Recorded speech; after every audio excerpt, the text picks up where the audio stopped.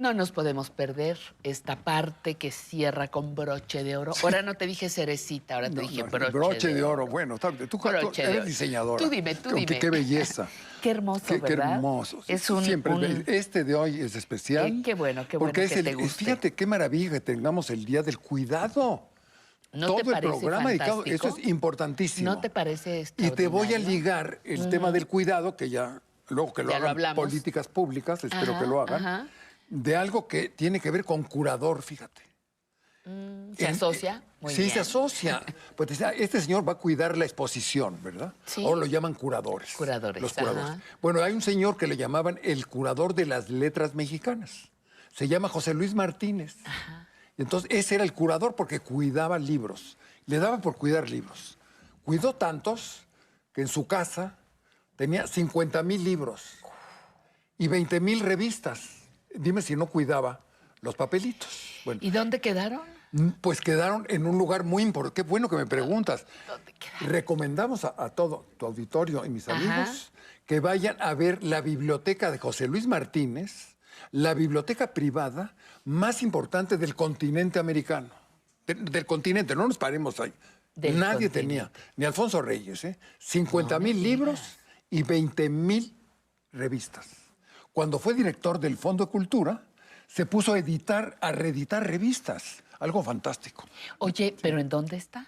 ¿En dónde está? Ah, pues La sí, biblioteca. en la Biblioteca México, ahí en Valderas, donde está Morelos, ¿no? Ya está más o menos, ¿no? El parque, donde se Valderas, baila danzón. Muy bien. Lo importante es donde se baila Ciudadela. danzón. Al lado hay una bibliotequita. Ok, muy Pero bien. en esa biblioteca hay 5 bibliotecas y la más importante y más rica es la José Luis Martínez. Muy bien. ¿Y qué vamos a ver aquí? Pues vamos a ver mi plática que tuve con él rodeado de libros, porque sus libros estaban en la cocina, en el baño, en los pasillos. Era todos una lados. cosa, vas a ver. Bueno, vas que a nos ver. acompañe el público. Que nos acompañe el público y regresamos a en ver la unos casa del curador minutos. de las letras mexicanas. Muy bien, adelante. ¿Qué le recomendaría usted a un joven que quisiera llegar a donde usted ha llegado? Primero, avivarse la curiosidad.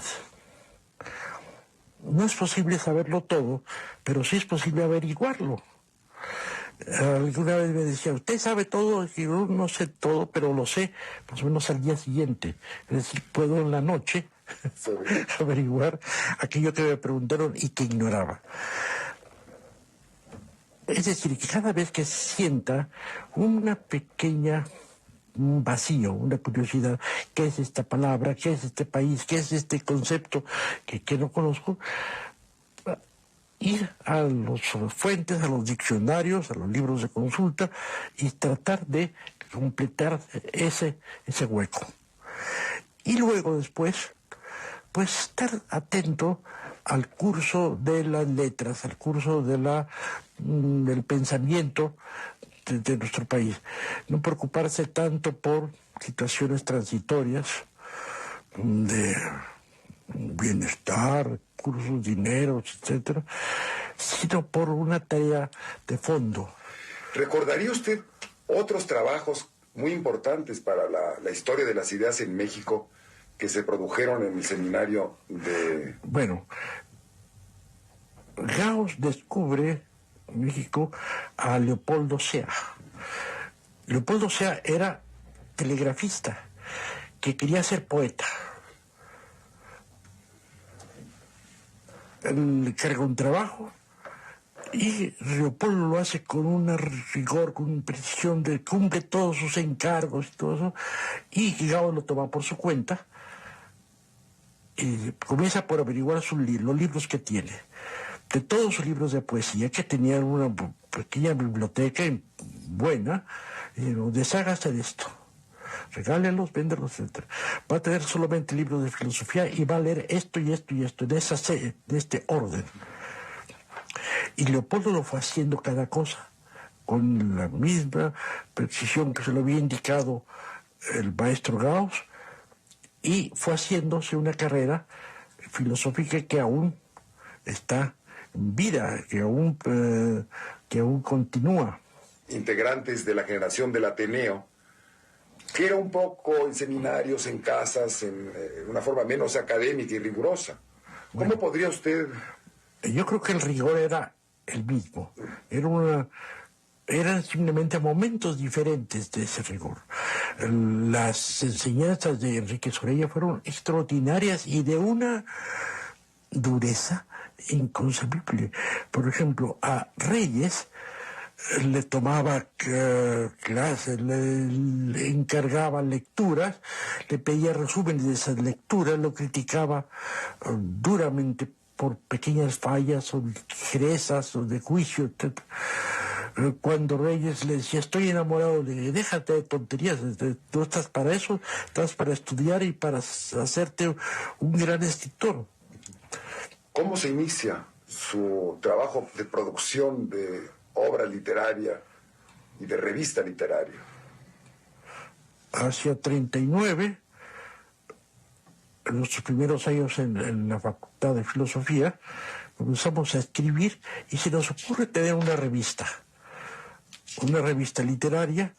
Vamos a ver al rector de la manera más fácil. Dice, sí, cómo no, vayan a ver al director de la imprenta universitaria y díganles que les haga su revista.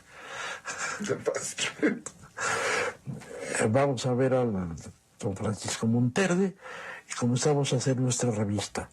Y vamos Ali y yo y González Durán. Y Ali a mí se nos ocurre aprender al mismo tiempo el oficio de la imprenta, que fue muy interesante. Es decir, que llegamos a ver de un escritor, pues todo lo que tiene que ver con la profesión.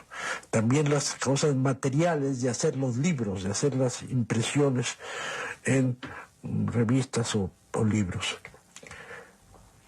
Era un grupo muy interesante aquel. Las 4 personas que dirigían la editorial de la universidad eran Monterde, el director, don Alfredo Mayufert y Antonio Acevedo, correctores, Julio Prieto, diseñador, hacía las viñetas, etcétera, y los diseños tipográficos. Era todo. Lo demás eran los obreros. ¿Esa revista cómo se llama? Tierra Nueva. Se publicó de 39 a 42. Después de esta experiencia de Tierra Nueva, hay otra aventura en la revista que sería El Hijo Pródigo. Que no, antes está Letras de México. Letras de México, que era la revista que existía entonces. El Hijo Pródigo es ya de los 46 debe ser.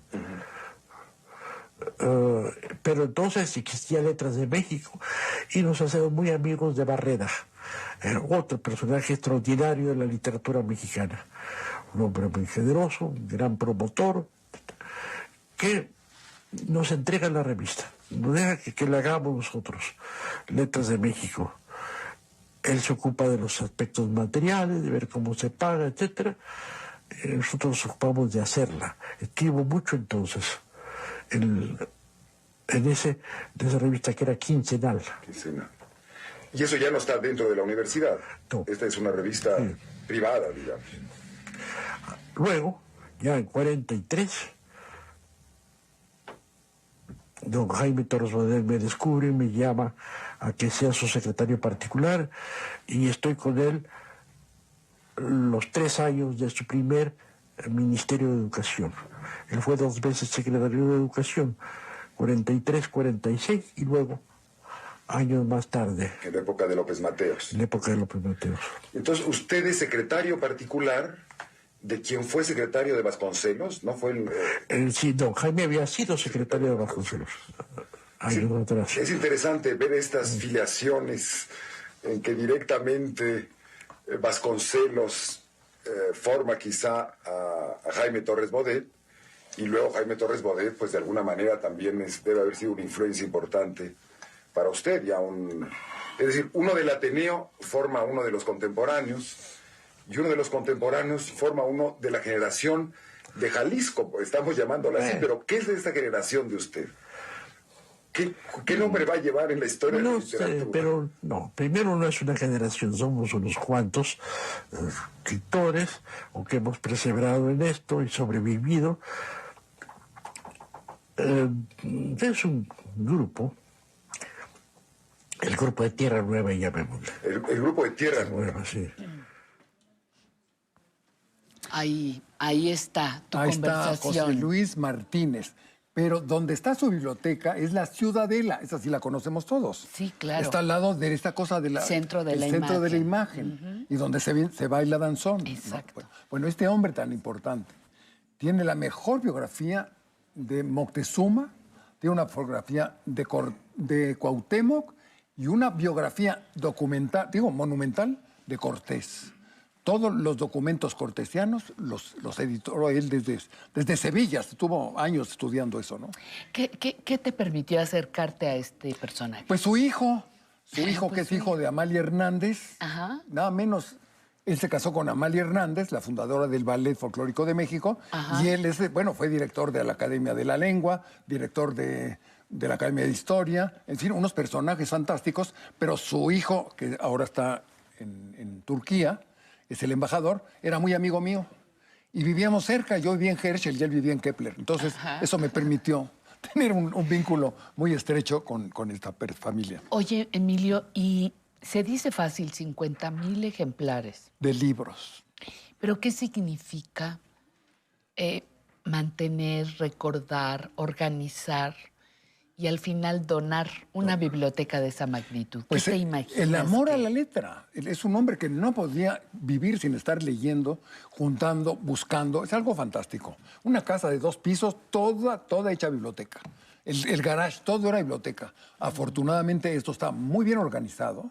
Hay un gran retrato de él. Vayan a verlo, porque son 5 bibliotecas. No puedo decirles de todos los demás, pero ahí está. La última es la de Carlos Monsiváis, la de Alicho Macero, que es padrino de mi amigo, el embajador, José Luis Martínez, ¿no? Alicho Macero. Entonces, esta es la generación.